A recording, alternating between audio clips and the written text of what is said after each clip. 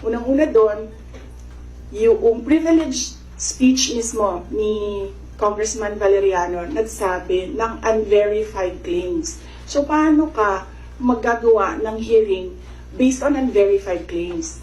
Hanapin mo muna yung mali, tapos ka mag-hearing. Hindi yung doon mo hanapin yung mali sa hearing. Pangalawa, ito yung punto ko nung last akong pumunta sa kanila. Nakalagay sa batas, nakalagay sa constitution natin. Inquiry in aid of legislation. Hindi siya gumamit ng investigation. Sabi niya doon, persons, the right of persons shall be respected. Hindi siya nagsabi ng witnesses.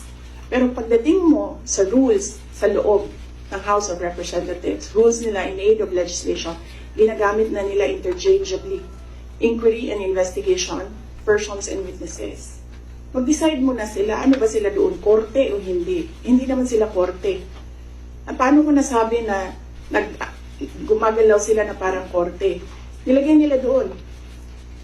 The rules of court are supplementary to these rules. So, ibig sabihin, gumagamit na sila ng rules of court. Ang ginagawa nila doon na is an investigation that is akin to the judicial process na ginagawa ng NBI, na ginagawa ng DOJ, na ginagawa ng mga piskal.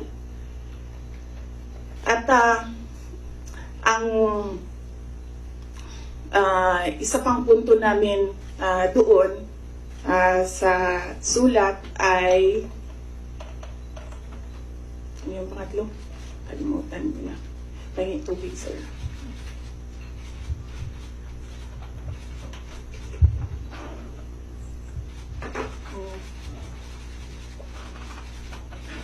Okay.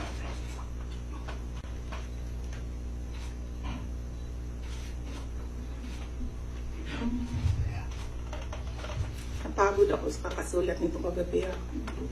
Anong oras ito? Pinadala ko. 12:35 a.m. Ito na. Thank you.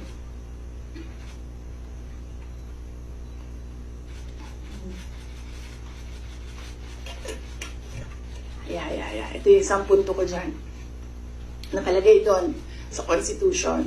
The rights of persons appearing therein or affected thereby shall be respected. Nakalagay doon.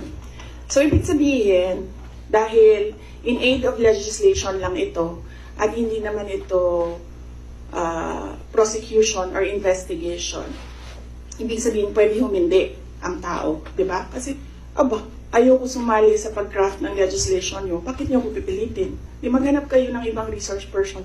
Ang dami namang previous vice presidents dyan. Napakalapit ni former President Gloria Arroyo sa kanila. Yun na tawagin nila, gawin nilang resource person kung meron talaga silang batas na ginagawa about sa Office of the Vice President. And then ang huli nun is sub judice. Ang daming questions nila na kapante ng 3 cases na final sa Supreme Court na dapat hindi pinag-uusapan sa labas ng korte.